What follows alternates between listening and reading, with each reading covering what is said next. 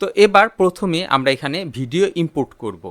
এখানে আমরা video, audio, image সব কিছু ইনসার্ট করতে পারবো। এর জন্য এখানে ইনপুট মিডিয়া যে বাটনটি আছে এখানে ক্লিক করব।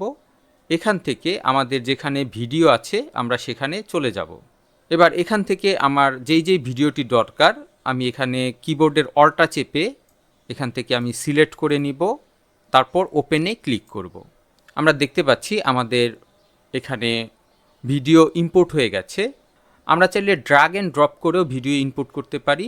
তো আমরা এখানে ফোল্ডারে চলে যাব, এখানে যেই ভিডিওগুলি আছে জাস্ট সিলেক্ট করে ড্র্যাগ করে আমি এখানে নিয়ে এসে ছেড়ে দিব। আমি দেখতে পাচ্ছি ভিডিওগুলি ইম্পোর্ট হয়ে গেছে।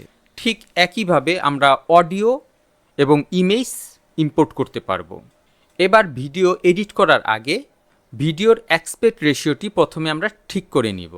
তো এখানে আমরা সাইজ দেখতে পাচ্ছি, এখানে আমরা ক্লিক করব। আমরা ইউটিউবের জন্য যদি ভিডিও তৈরি করি তাহলে হোয়াইট সিলেক্ট করে দিব। আর আমরা যদি ইউটিউব শর্টস এবং ফেসবুক রিলসের জন্য ভিডিও তৈরি করতে চাই তাহলে এখানে আমরা 9:16 এটাকে আমরা সিলেক্ট করে দিব। আর আমরা যদি ফেসবুকের জন্য কোনো ভিডিও তৈরি করতে চাই তাহলে এখানে স্কোয়ার 1:1 এটাকে আমরা সিলেক্ট করে দিব। তাছাড়াও এখানে আমরা আরও অনেকগুলি অপশন এখানে দেখতে পাচ্ছি।